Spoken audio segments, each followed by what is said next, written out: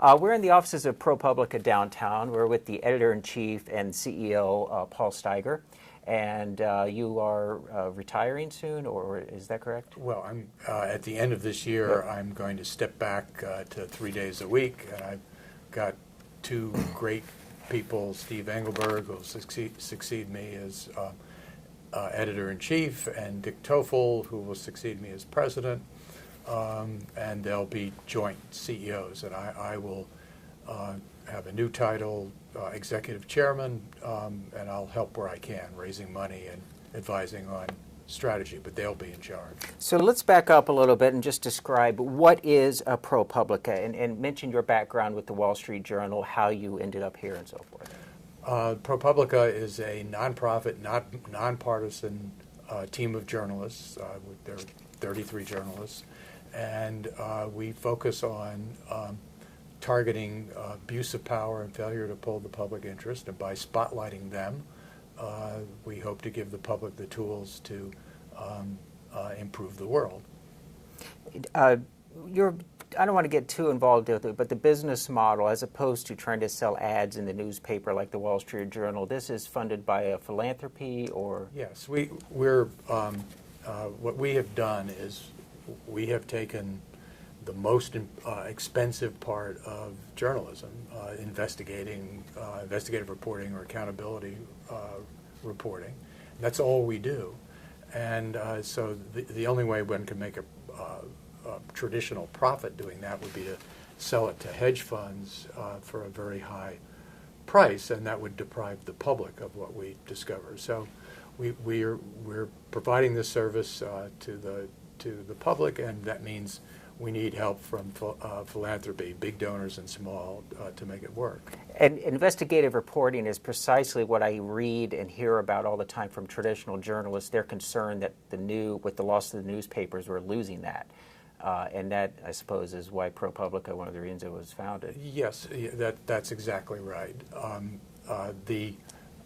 For my 41 years in print journalism, 15 of them at the LA Times, the 26 at the Wall Street Journal, and the last 16 I was the top editor at the Wall Street Journal. And for all that time, print journalism, major metro newspapers, was a highly successful, highly profitable business.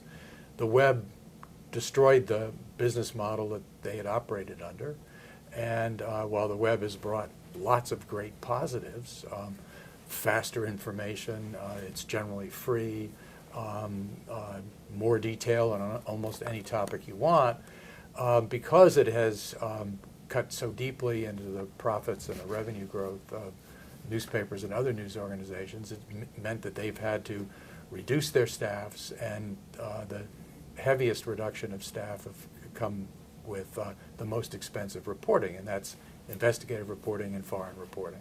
And that will lead to my next question is, so when you were hiring, you were obviously looking for people skilled and with a good track record at investigative reporting. How did you go about hiring the reporters? Did you look for Pulitzer Prizes, or what were you looking for? Well, we could have filled the room with Pulitzer Prize winners. When we opened our doors here in January of 2008, there was an empty newsroom, but we had 1,400 resumes, unsolicited, for at the time what were 17 reporting jobs. So we really had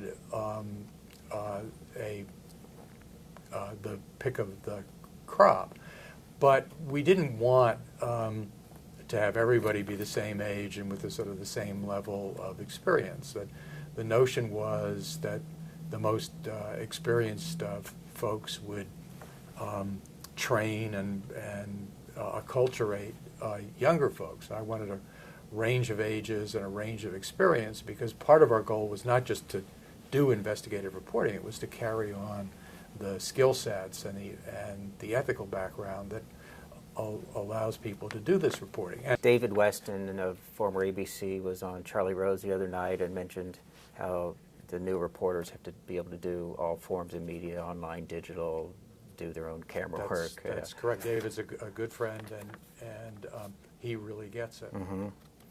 And so let's talk about some of the, since 2008, you've won some Pulitzers here, correct? We've What won are what are some of the investigative reporting that you'd like to just talk about, one or two of them? Well, we have won a couple of Pulitzer Prizes, plus lots of other awards, and the awards are not important in and of themselves. I mean, they're nice to have, but they're a demonstration that the work we've done has been recognized by other experienced journalists. I agree. Maybe some laws that you've enacted or gotten passed through, or there's Physician Sunshine Act. Well, I'll give you an example. Two of our reporters were able to prove that it was taking the board in California that licenses nurses as long as 6 years to take the license away from nurses who had beaten up patients, stolen drugs from patients. We had dead patients, permanently disabled patients. So we collaborated with the Los Angeles Times on this reporting. The LA Times, the biggest paper in California, put this story on their front page on a Sunday. Next day, on a Monday, the governor fired the board, replaced them with people who he mandated to fix the problem. That's the kind of thing we're trying to do. Let me change topics a little bit. We're downtown. We're looking at this wonderful view of the Hudson River, which you used to be New Jersey over there. That's right? New Jersey. You used to be over there at the Wall Street Journal. Yes. I am right. You're looking at my offices right over there, and it seems like downtown has more than one new media startup. This is a culture down here. There's a lot going on down here. I think this is correct. I mean, it's interesting that the Wall Street Journal, my old colleagues, they've moved up to Midtown to be in the headquarters of the News Corporation. They built a beautiful new state-of-the-art newsroom in that building for them. But meantime, Condé Nast is with The Freedom Tower. is moving down into the Freedom Tower. There are lots of small and mid-sized news organizations that are coming down here, and we found two huge advantages of being down here. One is that the rents were reasonable, and the other is that the communication and transportation. I mean, Right. the subways all Yep. come together here, and Yep. so it means that you can get around town much faster than you can with cabs most times of the day. Yep, absolutely. So let's talk about the business of it.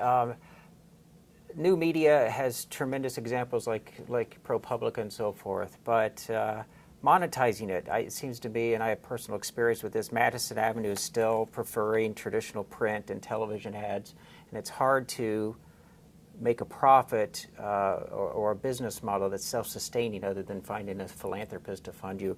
What are your thoughts there, specifically with investigative reporting or online newspapers? Have you seen any changes in the last year that gives you optimism that there's a... Well, look, this is a challenge. I mean, there's an expression that's sort of macabre, but it sums it up that print dollars turn into digital dimes, and when news organizations go from the print environment where large metro newspapers and other news organizations had quasi-monopolies for decades, to the web, where it's intensely competitive. You're not just competing against other news organizations. You're competing against bloggers. You're competing against algorithmic searches that... Here's what I want to ask you, and I think you already have some partnerships like this. Just within the last year or so, I'm finally seeing, I've been involved with my new media healthcare channel and Battery Park TV since 2007. The large networks are finally coming around and realizing we need the content from places like ProPublica or Healthcare Channel, and they're finally willing to pay for it. And they realize that their own internal staff can't do it. Are you finding NBC, CBS is coming to you more? There is certainly we've partnered with 60 Minutes, we've partnered with Frontline, we've partnered with ABC, we've partnered with the cable news networks. But so far, we've provided it as we provide all of our content free. Now we have just recently gotten a grant from NBC, and in return for that grant, we are providing access to their owned and operated stations to some of our data work, whereby we give them first crack at it in their market. And it's produced some excellent stories. We'll do a national story, but that provides data that can be used to do local stories. And so what this does is lets them do a local story that extends the reach of our reporting. So we win and they win. There's a couple of places trying to do networks of local stories through bloggers. Patch from AOL, DNA Info. We've worked with Patch, and they've used our stuff, but so far it's not syndication is not generating significant revenues. So, when you think about our major stories cost anywhere from $100,000 to $500,000 to produce. And the most that the best paying magazines will pay for a story is, like the New Yorker or Vanity Fair might pay $25,000 or $30,000 for a story. So you're not going to cover anywhere near your costs by syndicating. But we're looking anytime we see an opportunity, we'll be there. Whether it's advertising, whether it's syndication, whether it's sponsorship, we're willing to try it. But we think that for the the next 3 to 5 years anyway, the vast majority of our spending capital is going to have to come from philanthropy. Well, great. Well, thank you for talking to us. Delighted.